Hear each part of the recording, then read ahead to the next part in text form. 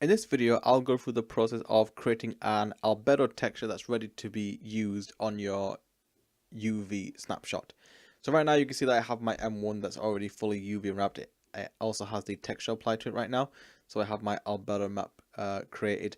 But before we actually go through the process of applying textures to this particular scene right now, I need to explain a few things. So an albedo map is essentially a texture with no lighting information whatsoever. So for instance, there's not really strong lighting in terms of shadowing, for instance, or sort of like darker areas.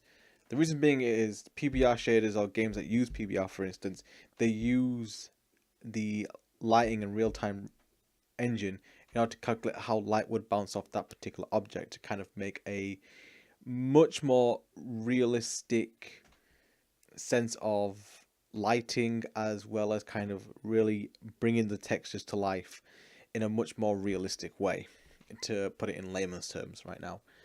So what we need to do is we need to use Photoshop or other graphic software in order to try to remove as much lighting information as possible.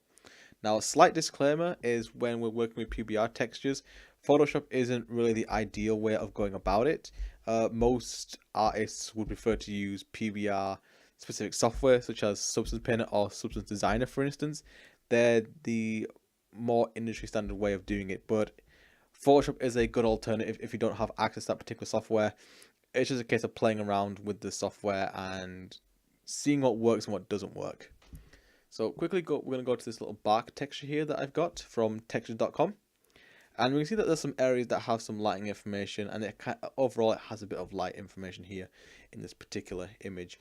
And we need to try to remove as much of that light information as possible.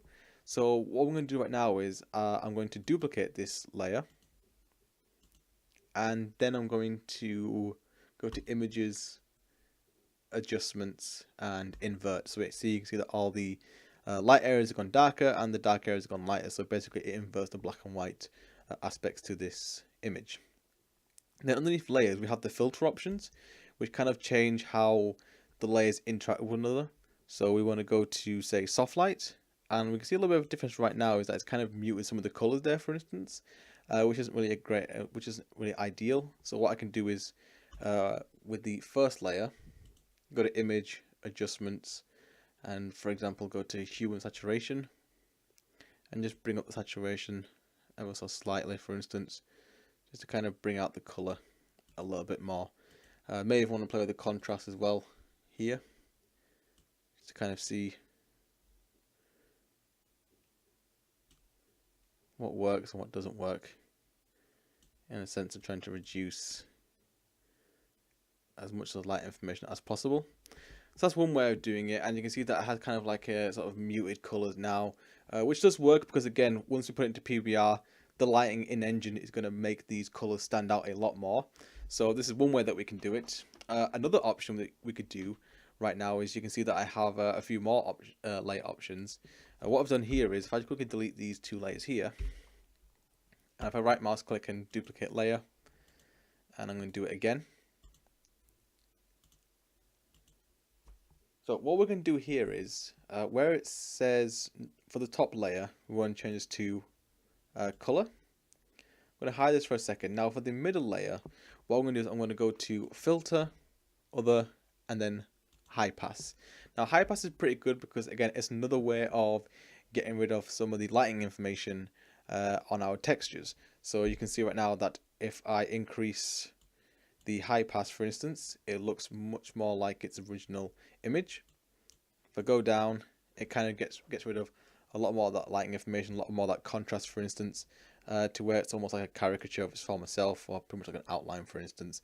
We don't really want that, so it's pretty much a good idea to go somewhere between, like, say, 5 to about 10, for instance. So I'm going to try to reduce it as much as possible by going to about, say, 8. And what I'm going to do right now is, with the top layer, change that to color.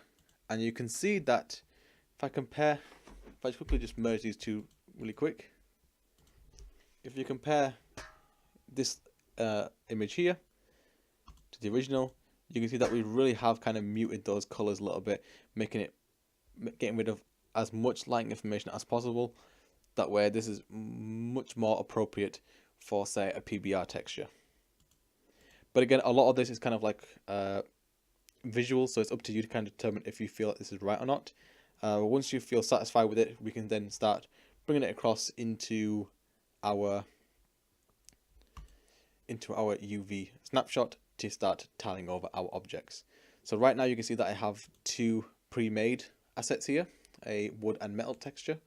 And in the next video, I'm going to showcase the process of me going through and creating an albedo texture.